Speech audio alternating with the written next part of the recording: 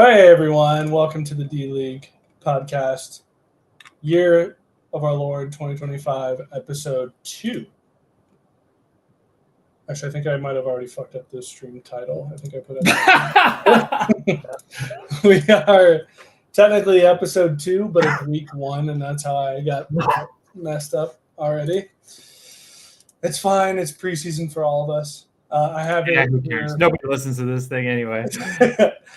Yeah, I think we average about 8 views a YouTube stream, so it's basically you gotta start somewhere, man. That's right. Year 4 is going to be the big bump for us as long as Jameson doesn't delete more seasons. Yeah, so we are less than 24 hours away from football officially kicking off.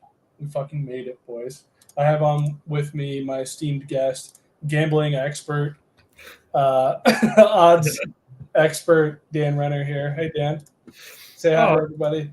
Hey everybody, all 8 of you. No, but I appreciate that you hold me in such high esteem to say I'm a gambling expert. I think that might be giving me a little too much credit.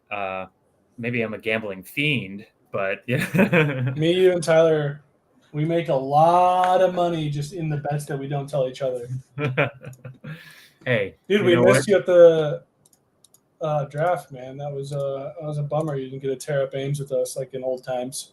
Dude, I'm sorry, man. They just don't let me back in Ames after all the stuff that we've done. So I got to be careful on traveling back to Iowa.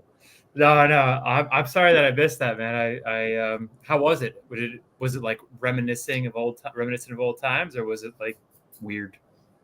I would say it was definitely fun, but it was also mostly just weird because most of what we remember isn't even there anymore. So it's not like there's not like you can go down hallways or rooms that you remember because it's a brand new house that looks like shit. And then a lot of the bars are either like redone or don't exist anymore. So, yeah, I mean, I'm going to be back, I think, in October for homecoming. But it'll be even weirder after this year when Will's not even there. So it's like, what's the point of going if Will's not there? I know. I would have to stay in a hotel again, and I don't want to stay at like the fucking at Chateau de la Willie Passa. I don't know.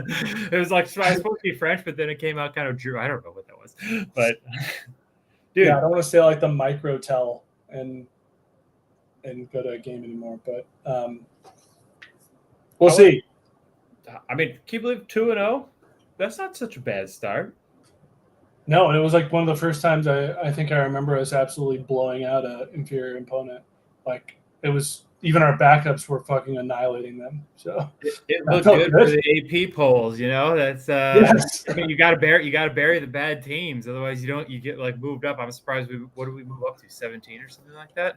Yeah, we moved like 5 spots. And normally I would be nervous going into the Cyhawk, but it honestly doesn't matter whether I'm confident or not confident or like that game is just a fucking coin flip, so I'm not even gonna watch it. If we win, I'll watch it later. Dude, well, I got shit to do, a life to live. I mean, we're gonna win, right? Why wouldn't we win? Because Campbell has like a 3-9 record against Iowa for some reason. Just dumb shit can happen. Yeah. All right. Well, let's get them this weekend. We should be pretty heavily favored, I think, for the first time in a while. I'm trying to find right now. But yeah, that was awesome. The Cyclone official account had some pretty amazing memes after the game last week, and then obviously beating the shit. By beating the shit, I mean winning by 3 against K-State. Week 0. Hey, just like, win's a win. I mean, we ran that in for a tutty. I was getting like Iowa State like PTSD. I thought we could like fumble that and then lose that game, and that would just be like complete Iowa State fashion. So yeah, I'm glad that didn't happen. We've lost like 2 other games in the last 10 years to them when we could have just like kneeled it out basically. So anything can happen. I did see that like people bet the over. And then we fucking not going. Fumble it. Yeah, we fumble out the 1 in the first quarter and then kneel it out after the touchdown gets called back at the very end of the game. Oh man, I think we missed the over by like 3 points, so that's ugly. Oopsies. Oh, speaking of 3 points, we're only 3.5 point favorites against Iowa. I actually a little closer than I thought it would be. Time to smash. Time to smash. Time But to smash. speaking of that, let's jump in. Let's talk about smashing some opponents this year in a little fantasy football. Okay. What do you got? Oh man, that was kind of like your lead in to tell me how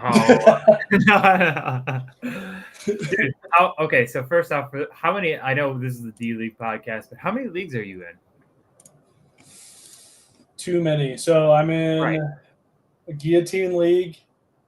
This one, my league with my Kansas City buddies. That's 3 redraft, and then I'm in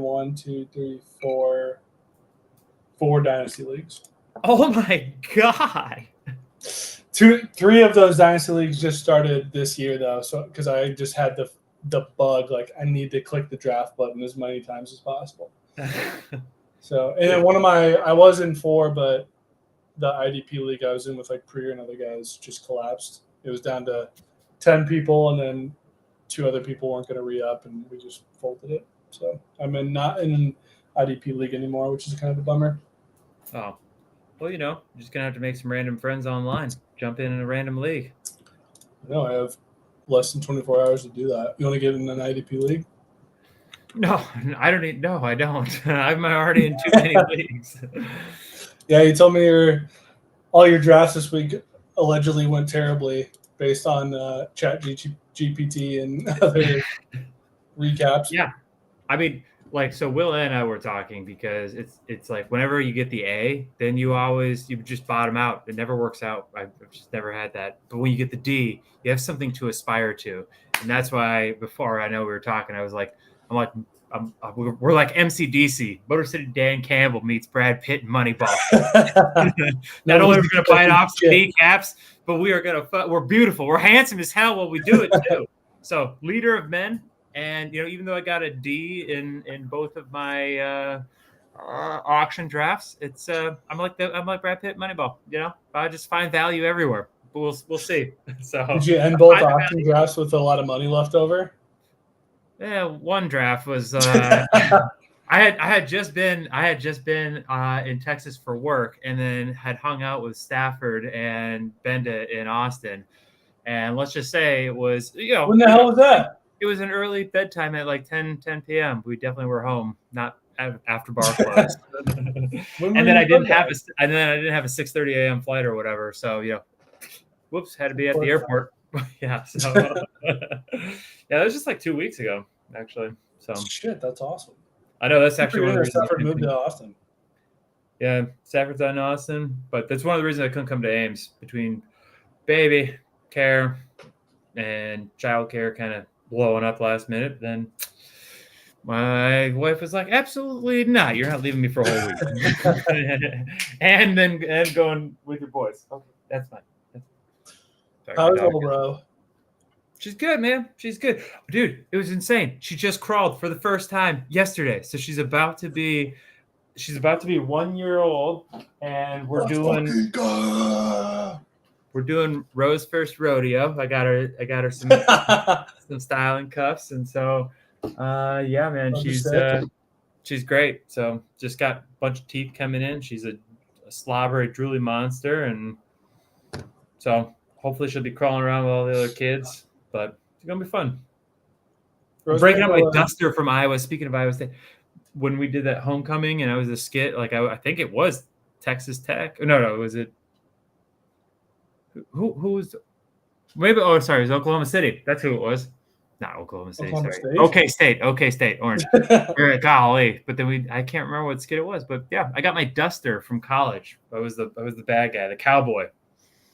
Oh yeah, don't break that boy out. The 1 year old. That's pretty surreal. Yeah, man.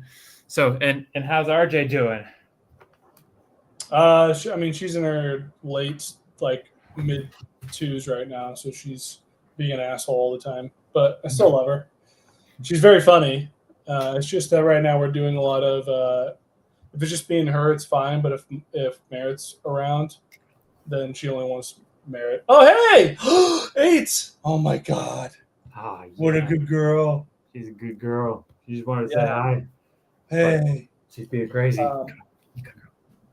Yeah, I mean, for the most part, she's awesome.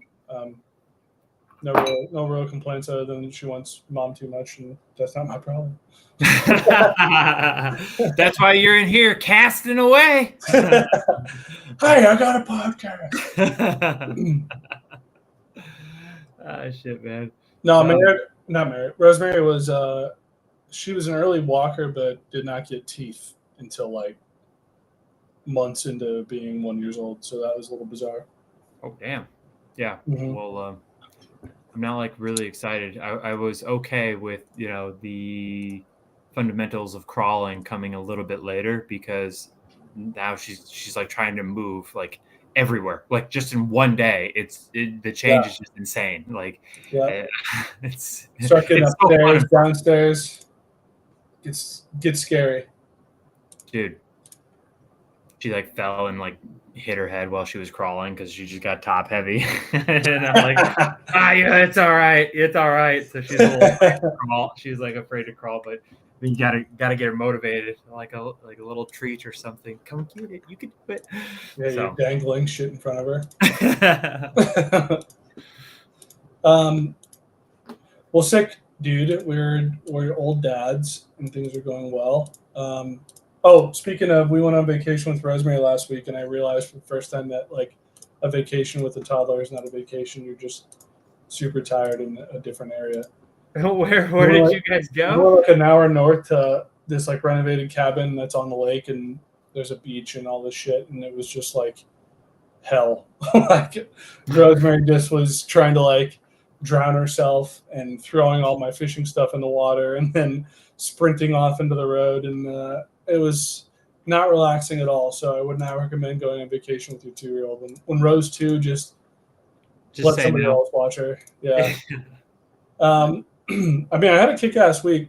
Played Mothership, so that's like basically sci-fi horror D&D with the Zackers and Tishan. Yeah, man. They all came over to my house with my brother-in-law and a couple of the guys. It was a lot of fun. I was like the dungeon master, so it was a little hard for me, but for the most part, it was pretty sweet. So it's like D&D, but like you said, so it's exactly like D&D. It's a bit different. Like there's a completely different rule set where it's like you only roll if you really have to. You don't really like level up and shit. You just like go through these scenarios and horrible stuff happens to you and you roll to survive and stuff like that. Like they kind of simplify everything both for me and for the players, so you don't have to rely on like dice rolls and shit as much. And I was going off of a couple of scenarios that were already like pre-written from the designers of the game.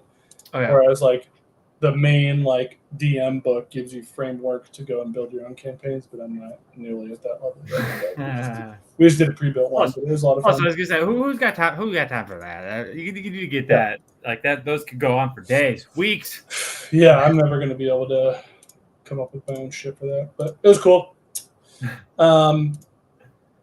Let's see, we got Skelt's breakdown. He had a 6-hour-long email. Thank you for that, Skelt. Despite not being able to go to the draft, he had a lot of detail for everybody. If you want to go check your email and see what he said, see how badly he made fun of you. The two ones or a couple ones that I picked out for highlights. I did really enjoy that he ripped on presidents as the absolute worst drafting league of all. Basically, his methodology was he took like the average draft position and then divided it by the number of leagues, just so he could get the ADP of all 7 leagues, and then scored it based on that. And according to Skelt, President's League was reaching on more players than everybody else, so their draft grade was like -300. Welcome to the club. Yeah, so I love that. That's definitely like the metaphor of in the land of the blind, the one-eyed man is king in Presidents, where everybody's a fucking clown. The one guy who drafts okay. Isn't that supposed to be like the best league? Isn't it supposed to be our top tier talent? You would really think, but I don't think so. And then the only other thing I really saw was that Newhall both the kicker and defense were taken in the 10th. So we had 16 rounds, and they took kickers and defense 6 rounds ahead of the end.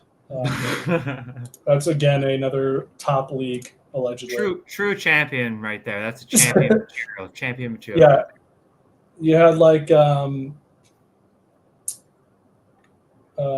Aubrey and the Eagles defense going right along with like I don't know, Tank Bigsby and Tyler Algier, people that could actually see the field. Dude, it's good shit. Dude, so all right, so we got a request from a fan out there, and they would like us to discuss this news that apparently, it's September 3rd, broke this morning at 11:35 a.m. I haven't been able to check the Twitterverse today; it's been working away, but this dude Ross Dillinger says, interesting. Brett Yormick and the Big 12 ADs held a 40-minute call today with Dave Portnoy, offering them a blank canvas of engagement opportunities and emphasizing their full support of their integrating the Barstool brand across league campuses starting this week with Iowa State. Iowa game. What do you think about? So I did actually know that some of Barstool was going to be at the game because I listen to Apartment Take all the time. I think Big Cat, one of the hosts, was saying that they would be there. I guess I don't really understand, like, so there's already Barstool blank, like there's Barstool Iowa State, there's Barstool Iowa, like every campus already has like their own Twitter affiliate and people that write blogs and shit for them. My first thought is like, what does blank canvas mean? Like, what else? So, well, I'm pretty sure, and sponsored. The special viewer can correct me if I'm wrong, but basically what happened was Dave Portnoy was supposed to like host or cast the Ohio State game, and then the Big Ten Network in Michigan, Ohio State were like, absolutely not. You can't. We don't want you to be affiliated with this at all. So then he went on a big tirade about like how Michigan's been kicking Ohio State's ass for the last 20 years and people are like correcting him and stuff like that. Anyway, but basically Dave Portnoy is saying, fuck you.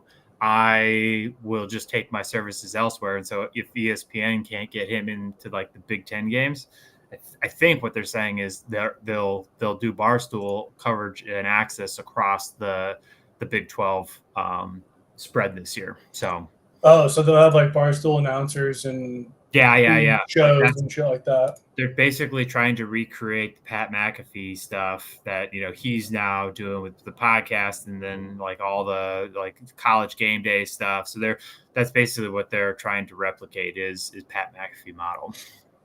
I see. But it helps that Pat McAfee is a boy that absolutely was great in the NFL. He's got all his dudes on. Like, it helps, I think, when you're a player talking to players. Like, I know Dave Portnoy is important, blah blah blah, or whoever his dick, But I don't know. How can you replicate what Pat has? My question. Yeah, I think this just reeks of Big 12 ADs being fucking stupid. There you go. That's the take.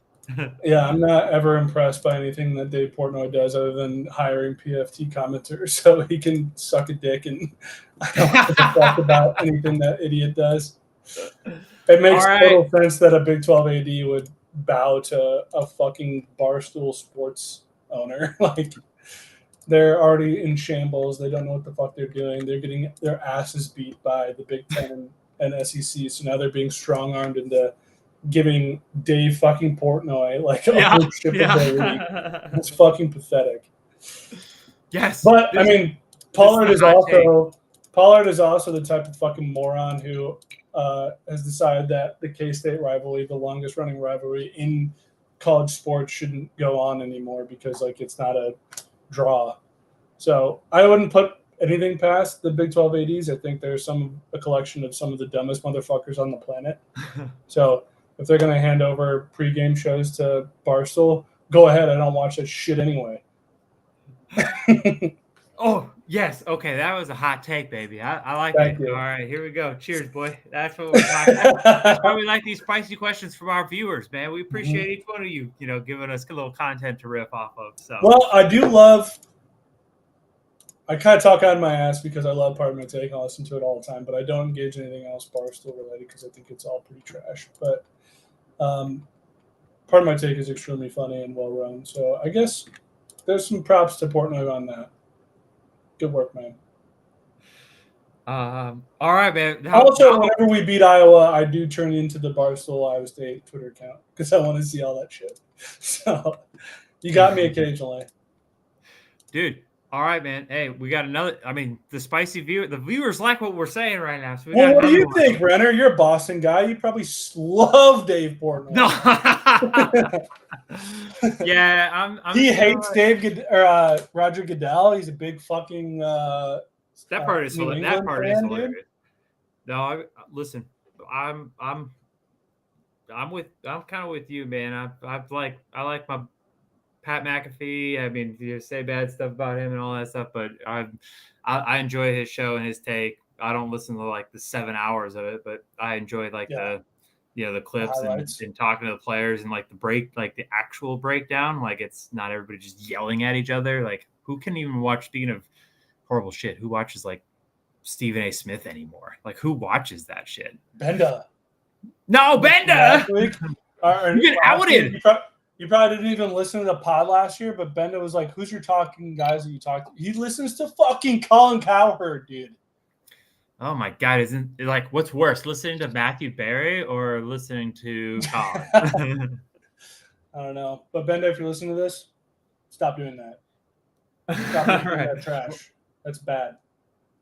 Last one, and then okay. So I don't know. This person wants to know the best late round pick to start. First round pick that will be bust. That's B-Nouse, by the way. Yeah, I'm not. Oh, sorry. I was trying to keep some anonymity here. Like I don't want to be out in our collars. Okay, that's fair. My God, why don't you just give him the social security number while you're at it? All right. I do like this. How much do we hate NFL ESPN for ruining Red Zone? So if people do not know, Scott Hansen has confirmed that commercials will be on Red Zone this year. It will no longer be 7 hours of commercial-free football. We'll have to wait and see how much the commercials are actually like impeding on everything, or if they're just doing like a, like Renner on my screen right now is like to the side, and then like the main event, me, hey, what's up, is on the left. But yeah, commercials are officially part of it, and I'm sure they're just going to keep adding more and more. So as far as how much do we hate, 10 out of 10. I think the enshittification of everything we know and love is just continuing. It's been a downward 10-year spiral of just like everybody was doing great, and then it was like, wait, now we can remove features and charge more for the same shit that you had earlier, and now it's just going to keep going because we all live in a society of finite resources, and we need to make infinite money off of them. You know what I'm talking about, dude? I do, doggy. I do. I mean, where there's a buck to be made, somebody's going to try to make it. Exactly. So there's a fucking line here. One of us geniuses can come up with a business idea that allows people to subscribe for something that is worth what you're subscribing for, and possibly get the people on your side and make a shitload of money by not ripping them off. Oh, okay. So you all right? I do want to know a little bit more about this. So you think that you're going to create a business that like you put all your subscriptions into, and then you say, I like this? Like, are you doing like a personality test every day to say? My idea is like picture a company that makes a light bulb that lasts essentially forever, and your goal is I'm picturing sell as many of those as possible, and then just fuck off.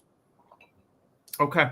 That's it. The dream is to sell renewable energy light bulbs to everybody in the world to get rich, and then you leave. Instead of sitting around trying to eke out every fucking cent and dollar for eternity, you just do that, and you're like, sick, dude.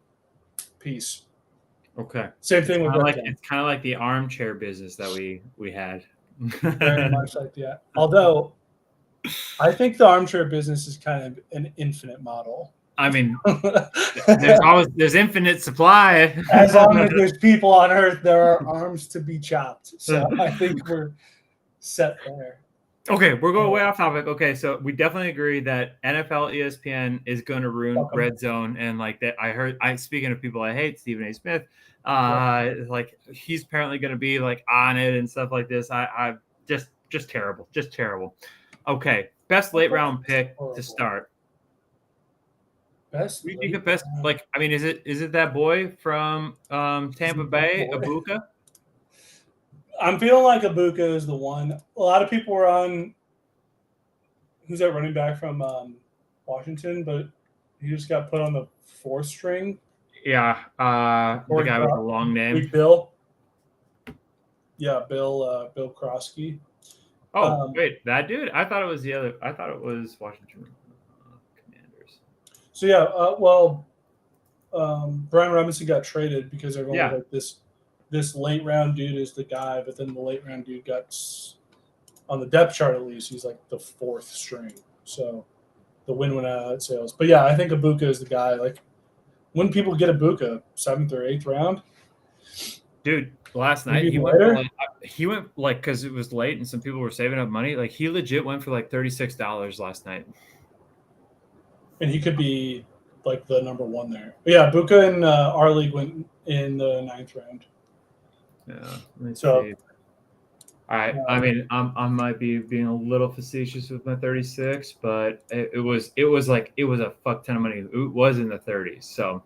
That's what's weird, dude. In the last couple of years, it's like rookies are expensive. Dude. Like Amari Hampton in the 3rd, Ibuka in the 9th, Golden in the 9th or 10th. Ted McMillan's in like the 5th or 6th or 4th even. Like, if you want a good rookie, or allegedly who will be a good rookie, you have to pay pretty much the price for it. And sorry, I don't want to mislead the audience. It was $26. So $26 for this dude. That's pretty fucking good. And that was in his cash. That was his 1, 2, 3, 4. I mean, it was his. I mean, he's got terrible receivers, but so I'm not saying this dude knows what the fuck he's doing, but he did get a higher probability chance by the AI engine to make it to the playoffs. Yeah. So I definitely think Ibuka. I definitely would like to know what our viewers think. So hit that chat line. Like and subscribe. And then first round pick that will be a bust. Who? I think it's me. I took Genty, and I have this feeling that Genty is going to be like. I actually just heard this word for word from the Ringer Fantasy Football podcast, so don't pretend it's just me. But I just had this what they said was exactly what I'm thinking now that I've drafted him. Is like they're going to give him like 350 carries, and he's going to get like 8 touchdowns and average like 3 yards a carry, and just be like fine, but not worth a first round pick. Yeah, but okay. So let me put something controversial out there. A little controversial, I am.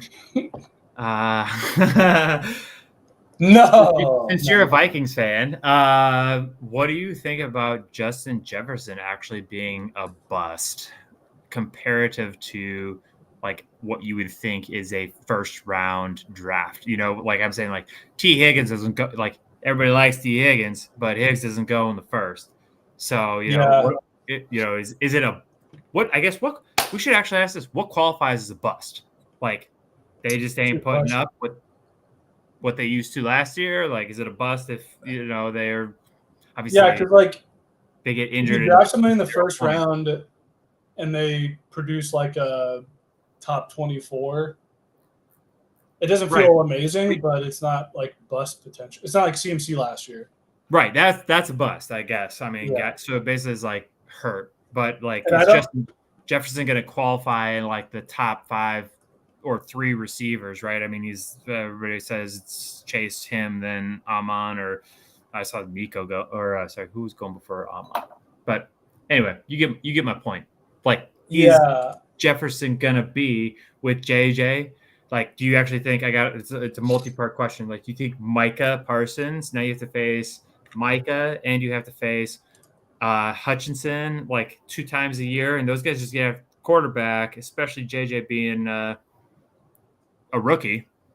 Like, They're gonna throw some interesting packages at him, I think. I don't think there's any world that, unless Jefferson himself gets injured, that he doesn't finish outside of the top like 6 or 7, because he already has gone through like Darnold. Josh Dobbs was the quarterback for like 5 Yeah, weeks. but Darnold was awesome. Like you guys let. But it's Kevin O'Connell. It's not oh, the quarterback. so you're a system believer. I got 100%. I mean, Josh Dobbs was feeding Justin Jefferson. I won a fucking title off of the back of some guy I don't even remember feeding Justin Jefferson in the playoffs. Like, he is that good. He can just get open. Okay. But I actually do have one for you. Puka. Puka went late first round. Really? In our draft, at least. That, to me, seems like a guy who could absolutely tank your season if Stafford isn't healthy. He went 108 in one league, 109, 110, 106. Yeah, that's my draft results. That seems kind of risky. Puka, so are we in the same league? I think so. Guggenheim? Oh yeah, Puka. Oh yeah, Langston took a little auto draft boy. But yeah, so yeah, okay, so that's what I was missing. I was missing CeeDee Lamb and I think CeeDee Lamb this year outperforms JJ. Like, yeah, I can see that because the Dallas defense is going to be atrocious. He doesn't have to get triple covered anymore. And they got to play Washington twice. I mean, and that JD kid is a fucking gunslinger. And they got to play Philly twice. And you know Saquon's just going to be pounding that ass with that big old horsepower. Yeah. I think of the first rounders, Jefferson probably finishes. I mean, I could see him finishing behind London, Collins, Amon-Ra, Lamb, Chase. I don't think Neighbors or Brian Thomas, but I could see him finishing like 6th. Right. But not enough to like tank your season. Yeah. So not a bust. Not a bust. Yeah, I don't think. But Puka's the one I think could really fuck you over if Stafford like has to get an epidural every week to manage his back pain. I think like you said, all things being on the even playing field if no one gets injured. Like I'm looking at the first round draft just in this league. Like, I mean, Malik Neighbors, I don't like him right there, but obviously he's going really high. And but New York, let's see what they got with an old man Russell Wilson. But when you're sitting in the 12th spot, is it really a bust? Because you take Brian Thomas and you take Neighbors, so does it really matter? Right, you can flip those and be completely fine. So I don't even know if I can count Malik Neighbors in the draft pick of this discussion. So I'm kind of with you. I think Puka or Genti. Yeah. Because if Christian's healthy, like he's gonna dominate the rock with the rock. Like he's Christian's he seems like the easiest answer, but I think because he could get hurt most of the year and he'll be amazing. I should have just taken him. Fuck, I'm so stupid. Damn it. Took this idiot. Shit. Thanks for the question. He who will not be named.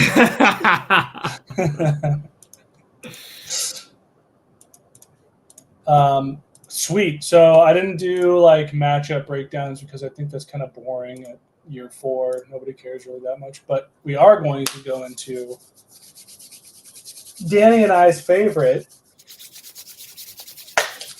Some futures bets. Come on, baby. No way we don't win this year. We haven't actually officially kicked off football yet, so we might as well get our futures in. Quick side note, I did put a future in on Iowa State to win the Big 12 before Ireland. Not looking too bad. But let's kick things off, man. Let's go offensive rookie of the year. We have 4 picks potentially. I think we should discuss.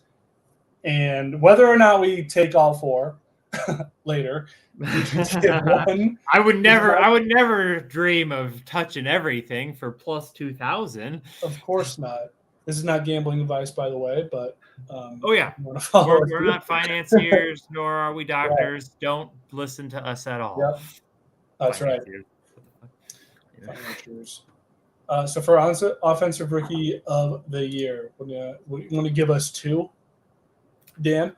Yeah. So I mean, I think since we were just talking about bus, I mean, if it goes the other way, you got Ashton Genty leading the pack at plus 200. So I feel like that's could be safe money because what's Oakland really going to do? Yeah. Other than just give him the ball and Brock Bowers the ball. Right. So, I mean, I see the upside here. The one dude that I kind of like, I mean, let's see what he can do, is Cam Ward. I feel like they play favorites to quarterbacks a lot. I don't know actually if that rings true for rookie of the year though. Does rookie? I know obviously MVP and like those guys. It's typically quarterbacks, Super Bowl, MVP and season MVP. Like, what is it? So the last since let's just go 10 years, it's been running back, quarterback, running back, quarterback, wide receiver, quarterback. So it was Jaden Daniels, CJ Stroud, Garrett Wilson, Jamar Chase, Herbert, Murray, Barkley, Kamara, Prescott. I might just have to rip it right now. Like looking at the list, like based off what you're saying, I might just have to go Cam Ward. Yeah. So plus 230 on Cam. Plus 230 or 230 to 250. I just took the low end for sample size. I don't want to overestimate. Like, I don't want to get people all hyped up on the high end. What do you think about the other two guys? I mean, well, so I threw in Tut McMillan and Ibuka since they're both first-round wide receivers. I feel a little less confident in Ibuka since Mike Evans is still there, and like the other two wide receivers were very clearly the number ones when they got drafted on their teams. So Tet is probably more likely than, I guess it's reflected in the odds, more likely than Ibuka. But yeah, I mean, there's nobody really else on Carolina, and if Carolina makes the playoffs, it would be because of Tet. Carolina ain't making no playoffs. What the fuck are you talking about? I think their offense is going to be pretty good. Oh my god! I mean, do you think the Jets didn't make the playoffs in 2022? But I didn't say that they were good in 2022. But that's all. You don't need to win the. Well, yeah, I guess. Never mind. I just blew up my own argument. So, I don't know. They're just really long odds. And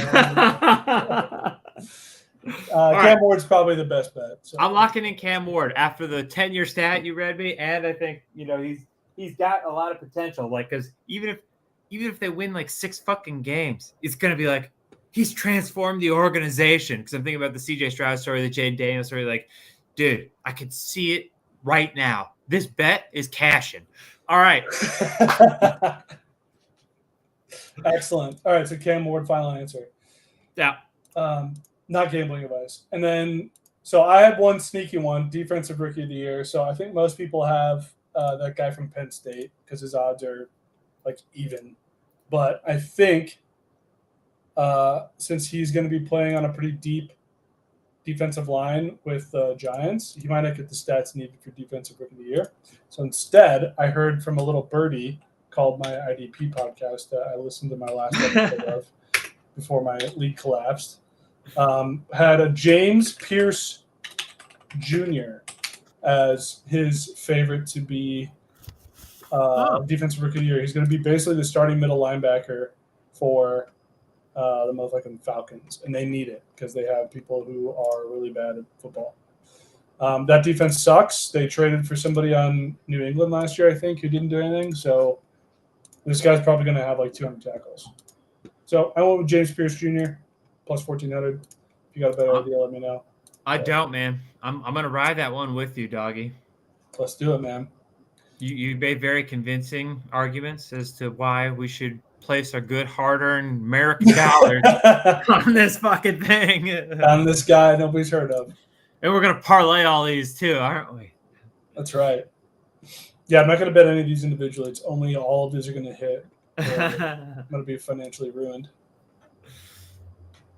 All right. Offensive player of the year. So I feel like this one's a little bit different these days because it's like Saquon won it. Cooper Kupp won it when he had the Triple Crown. It's been to like the non-MVP quarterback a couple of years. But you had Joe Burrow or Lamar Jackson. I'm going with my quarterback theme here still. And yeah, I mean, like, if with how bad the Bengals are, I feel like, and Joe Burrow puts up those stats like that he did last year and a little bit more. I mean, I just feel like if they win a few more games and they get to the playoffs, I just feel like he's going to win MVP. And I look at the division, and really it's only the Ravens. Like, DK Metcalf and Aaron Rodgers are really going to contest. Like, they're going to score 30-some points a game, like what they were averaging last year. Bengals, that by that. Don't quote me on that stat, but it's got to be, high 20s. So, like, if a couple games just break their way, their defense maybe is a little bit better. Like, what has changed from the Bengals offense? Higgs, Chase. If you bet him to win the MVP, I don't think he's going to win Offensive Player of the Year, too. Oh, did I put – no, I put Lamar Jackson as MVP. Who? Oh, I put Joe Burrow. Okay. Oh, my God. Did you put for Offensive Player of the Year? I think Joey B goes Offensive Player of the Year, and I think Lamar Jackson just has a lights-out year where he is the MVP. You didn't let me get to my whole argument. You just jumped fucking ahead of my story. I don't know, man. Who do you think could be Offensive Player of the Year? Well, for Offensive Player of the Year, the last 6 years have not been quarterbacks. It seems like they've pivoted to like MVP is quarterback. Offensive Player of the Year is guy who's not quarterback, but not MVP. So who was the best? Yeah, you're right. So my idea was going to be either one of Chase or Lamb. Oh, Chase and MVP would have been like Burrow or Lamar or somebody else. Like I could easily see with both of those defenses being so fucking terrible. Although I guess the Dallas schedule is pretty brutal. Both of those guys like hitting the marks that like Jamar Chase hit last year, where he won the Triple Crown, but was only smoked because Barkley rushed for 2,000 yards. Yeah. Okay. You almost convinced me. I mean, the last quarterback to win is 2018. Yeah, you're right. Mahomes. I didn't think about that. So, what do you think? 2018, who won MVP that year? Huh? Who won MVP if Mahomes won? Excuse me. Oh, geez. 2018 was Mahomes. He won it both. Oh, so here's the thing. Oh, you can win both? You can, but since 2013, the MVP has all been quarterbacks. 2018 was Mahomes, and then it's been Offensive Player of the Year was non-quarterback since then. So I don't know. Maybe the voters have changed and be like, maybe we shouldn't just give it to the quarterbacks for everything.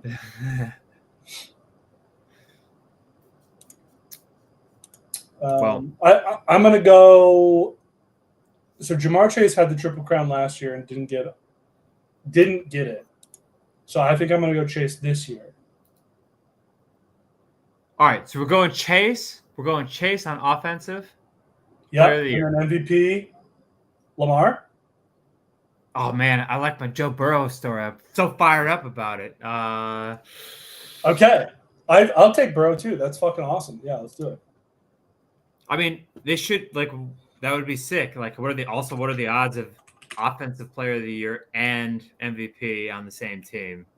Yeah. Maybe we got to spread the wealth. Maybe we just go Lamar. Can they be on the same team and win those awards? You know what I mean? True. That would be Lamar's third MVP. Holy shit. I mean, he should have won it over Josh Allen last year, Yeah, right? he definitely should have. Yeah. Like, I feel like it's going to be a pity MVP. Okay, my bad.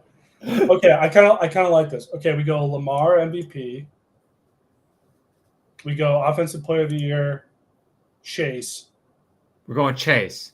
But then, do we go passing yards leader Burrow? Yes. Now we cover all our. Now we're talking. Okay. Love that. And actually, dude, this logic makes so much sense because guess what I have in receiving yards leader? Chase, baby. Chase. Okay, and guess what you have to be if you're going to be that Offensive Player of the Year, baby? Yes. Now you're all seeing how the magic happens. This is how we win millions of dollars every year. And this could all be yours if you buy our book right now. Okay,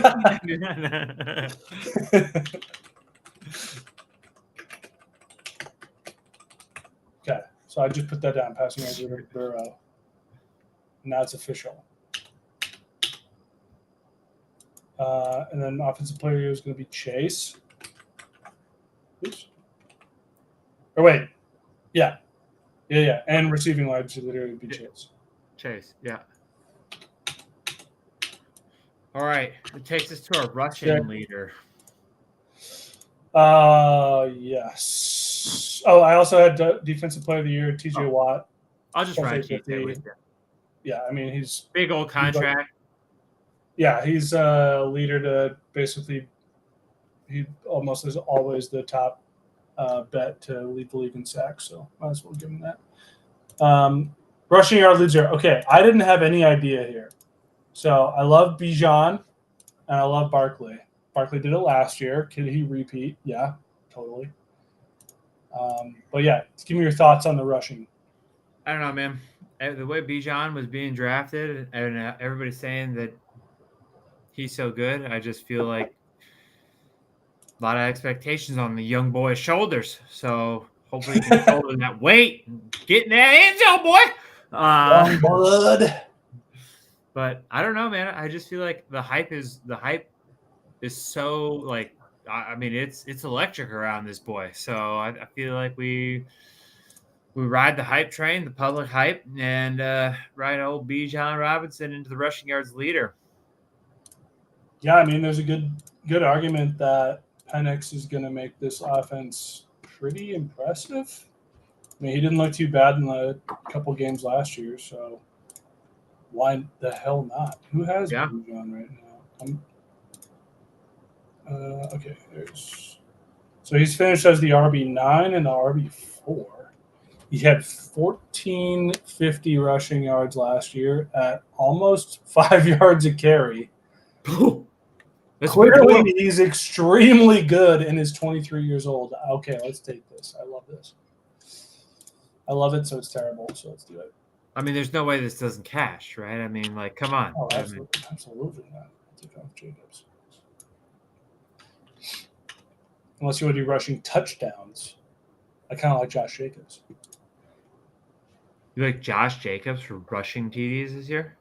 Think about it. So all their wide receivers are injured, and they're going to have a phenomenal defense. Does that not tell you run the ball?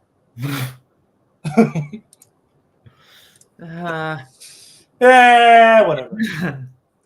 I mean, you got Derrick Henry in the league. Like, this dude is a touchdown machine.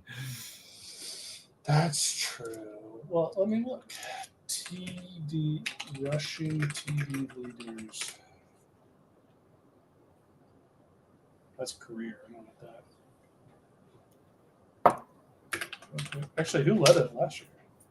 Had to be Derrick Henry. It was Barkley. Dude was putting up like 4 games sometimes. Nope, it was Barkley. And then before that, McCaffrey. And then Jamal Williams. Could just be completely random, so I'm not going to do that. 8, attack, kill. Yeah. Okay. So, Oh, almost good timing. We're almost wrapped up. So then I had another defensive one. hey. All right. We have My sack leader, I'm loving Jared Verse. He's year 3, an absolute stud. He has pressures just like out the wazoo. So he's going to convert those pressures into sacks and lead the league in sacks. Plus 1,600, do it, lock it in, go. Or Will Anderson. Will Anderson's really Nope. You got me. I'm good on Jared Verse. And then passing yards leader Burrow. Anything else you wanted to bet? No, man, not. I think we're gonna be locked in. Do we think Joe Burrow is the passing yards leader? Yeah, I think so. Okay.